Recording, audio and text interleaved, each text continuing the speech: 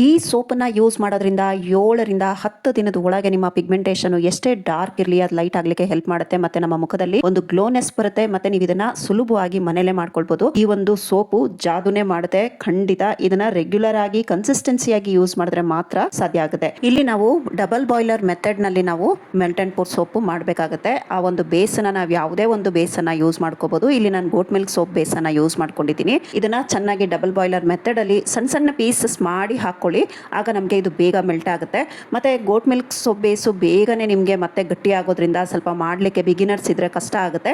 So ಅದಕ್ಕೋಸ್ಕರ ನೀವು glycerine soap ಬೇಸಲ್ಲಿ ಮಾಡಿದ್ರೆ ಒಳ್ಳೇದು. ಆದರೆ ಗೋಟ್ ಮಿಲ್ಕ್ ಸೋಪ್ ಬೇಸಲ್ಲಿ ನಮಗೆ ಒಂದು ಒಳ್ಳೆ ರಿಸಲ್ಟು ಸಿಗುತ್ತೆ. ಈ ಒಂದು ಸೋಪ್ ಮಾಡಲಿಕ್ಕೆ ಕೋಜಿಕ್ ಆಸಿಡ್ ಮತ್ತೆ ನಿಯಾಸಿನಮೈಡ್ ಇವೆರಡನ್ನು ತಗೊಂಡಿದ್ದೀನಿ. ನಿಯಾಸಿನಮೈಡ್ ಬಂದು ನಮ್ಮ ವಿಟಮಿನ್ B3 ಸಿಗುತ್ತೆ. ಮತ್ತೆ ಕೋಜಿಕ್ ಆಸಿಡ್ ನಮ್ಮ ಸ್ಕಿನ್ ಅನ್ನ ತುಂಬಾ ಚೆನ್ನಾಗಿ ಮಾಡುತ್ತೆ.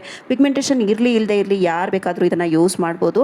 ನೆಕ್ಸ್ಟ್ ಇಲ್ಲಿ ನಾನು ಬಾದಾಮಿ ಎಣ್ಣೆನ ಹಾಕೊಂಡಿದ್ದೀನಿ. ಮತ್ತೆ ಇದಕ್ಕೆ ನಾನು ವಿಟಮಿನ್ E ಎಣ್ಣೆ ಕೂಡ ಸೇರಿಸ್ಕೊಂಡಿದ್ದೀನಿ. ಅಂದ್ರೆ ಒಂದು ಕ್ಯಾಪ್ಸೂಲ್ ಅಷ್ಟು ಹಾಕೊಂಡ್ರೆ ಸಾಕಾಗುತ್ತೆ. ನೆಕ್ಸ್ಟ್ ನಾನು ಇಲ್ಲಿ ಮೇನ್ ಇಂಗ್ರೀಡಿಯೆಂಟ್ ನಮ್ಮ ಒಂದು ಹೋಮ್ ಮೇಡ್ ಕುಂಕುಮಾದಿ ಆಯಿಲ್ ಅನ್ನ ಹಾಕೊಂಡಿದ್ದೀನಿ. ಕುಂಕುಮಾದಿ ಆಯಿಲ್ ನಮ್ಮ ಪಿಗ್ಮೆಂಟೇಷನ್ ಗೆ ಒಂದು ಒಳ್ಳೆ ರಾಮಬಾಣ ಅಂತ ಹೇಳ್ಬೋದು. ಕೋಜಿಕ್ ಆಸಿಡ್, ನಿಯಾಸಿನಮೈಡ್ ಮತ್ತೆ ಕುಂಕುಮಾದಿ ಆಯಿಲ್. ನೆಕ್ಸ್ಟ್ ಇಲ್ಲಿ ಮೆಲ್ಟ್ ಆಗಿದೆ. ಈಗ ನಾವು ಇದಕ್ಕೆ ಮುಲೇಟಿ ಪೌಡರ್ ಮತ್ತೆ ರೋಸ್ ಪೆಟಲ್ ಪೌಡರ್ಸ್ ಅನ್ನ ಇಲ್ಲಿ ಆಡ್ ಮಾಡಿದೀನಿ. ಇಲ್ಲಿ ನೀವು ಆಪ್ಷನ್ ಯಾವ್ದು ಬೇಕಾದ್ರೂ ಆಡ್ ಮಾಡಬಹುದು. ತುಂಬಾ ಜಾಸ್ತಿ ಆಡ್ ಮಾಡಿದ್ರೆ ನಮಗೆ ನೊರೆ ಬರೋದಿಲ್ಲ. ಅದಕ್ಕೋಸ್ಕರ ಸ್ವಲ್ಪ ಸ್ವಲ್ಪನೇ ಆಡ್ ಮಾಡಬೇಕಾಗುತ್ತೆ. ಒಂದು 3ರಿಂದ 4 ಚಿಟಿಕೆ ಅಷ್ಟು ನಾನು ಇಲ್ಲಿ ಮುಲೇಟಿ ಪೌಡರ್ ನ ಮತ್ತೆ ರೋಸ್ ಪೆಟಲ್ ಪೌಡರ್ ನ ತಗೊಂಡಿದ್ದೀನಿ. ಇದು ನಮ್ಮ ಒಂದು ಪಿಗ್ಮೆಂಟೇಷನ್ ಅನ್ನ ಡಿಮ್ ಮಾಡ್ಲಿಕ್ಕೆ ತುಂಬಾನೇ ಹೆಲ್ಪ್ ಮಾಡುತ್ತೆ. ಬೇಸು ಮೆಲ್ಟ್ ಆಗಿದ ತಕ್ಷಣನೇ ನಾವು ಸ್ಟವ್ ಆಫ್ ಮಾಡಿ ಸ್ಟವ್ ಮೇಲೆನೆ ಇಟ್ಕೊಂಡು ಇದನ್ನೆಲ್ಲ ಆಡ್ ಮಾಡಬೇಕಾಗುತ್ತೆ.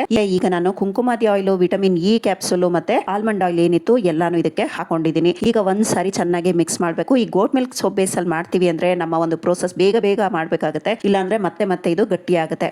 ನಿಯಾಸಿನಮೈಡ್ ಮತ್ತೆ ಕೋಜಿಕ್ ಆಸಿಡ್ ಅನ್ನ ಸೊಲ್ಯೂಷನ್ ಸಪರೇಟ್ ಮಾಡಿ ಇಟ್ಕೊಂಡಿದ್ವಿ. ಅದನ್ನ ನಾವು ಲಾಸ್ಟ್ ಅಲ್ಲಿ ಆಡ್ ಮಾಡಬೇಕಾಗುತ್ತೆ. ಮತ್ತೆ ಇದು ಒಂದು ಸೋಪ್ ಬೇಸು ಸ್ವಲ್ಪ ತಣ್ಣಗಾಗಿರ್ಬೇಕಾಗುತ್ತೆ. ಅದಕ್ಕೋಸ್ಕರ ಸಾಧ್ಯವಾದಷ್ಟು ನೀವು ಗ್ಲಿಸರಿನ್ ಸೋಪ್ ಬೇಸು ಮತ್ತೆ ಗೋಟ್ ಮಿಲ್ಕ್ ಸೋಪ್ ಬೇಸು ಎರಡನ್ನು ಮಿಕ್ಸ್ ಮಾಡಿ ಮಾಡ್ಕೊಂಡಾಗ ನಿಮ್ಗೆ ಬೇಗ ಮತ್ತೆ ಈಸಿಯಾಗಿ ಮಾಡ್ಕೊಳ್ಬಹುದು. ಇದಕ್ಕೆ ನಾನು ಈ ಫೇಶಿಯಲ್ ಬಾಂಬ್ಸ್ ಇತ್ತು ಅದನ್ನು ಕೂಡ ಇದಕ್ಕೆ ಹಾಕೊಳ್ತಾ ಇದ್ದೀನಿ. ಸ್ವಲ್ಪ ರೋಸ್ ಪೆಟಲ್ಸ್ ಇಂದ ಇದನ್ನ ಅಲಂಕಾರ ಮಾಡ್ತಾ ಇದ್ದೀನಿ. ತುಂಬಾ ಚೆನ್ನಾಗಿರುತ್ತೆ ನೋಡ್ಲಿಕ್ಕೂ ಅಷ್ಟೇ. ಮತ್ತೆ ನಮ್ಮ ಸ್ಕಿನ್ ಕೂಡ ತುಂಬಾ ಒಳ್ಳೇದು. ಅದಕ್ಕೋಸ್ಕರ ಇದನ್ನ ಒಂದು ಅರ್ಧ ಗಂಟೆ ಬಿಟ್ಬಿಟ್ರೆ ಸಾಕು. ಇದು ಬೇಗನೆ ನಮ್ಗೆ ಬಾರು ರೆಡಿ ಆಗುತ್ತೆ. ಈಗ ನೋಡ್ತಾ ಇದ್ದೀರಲ್ಲ ನಮ್ಮ ಒಂದು ಪಿಗ್ಮೆಂಟೇಷನ್ ಜಾದುವಿನ ಸೋಪು ರೆಡಿ ಆಗಿದೆ. ಒಂದು ಮೆಲ್ಟನ್ ಪೋರ್ ಸೋಪ್ ಅಲ್ಲಿ ನಿಮ್ಗೆ ಬೇಕಿದ್ರೆ ಇದರಲ್ಲಿ ಎಸೆನ್ಷಿಯಲ್ ಆಯಿಲ್ ಅನ್ನು ಸೇರಿಸ್ಕೊಳ್ಬಹುದು. ಮತ್ತೆ ಪರ್ಫ್ಯೂಮ್ ಫ್ರೇಗ್ರೆನ್ಸ್ ಕೂಡ ಆಡ್ ಮಾಡ್ಕೊಳ್ಬಹುದು. ನಾನಿಲ್ಲಿ ಏನು ಸೇರಿಸಿಲ್ಲ.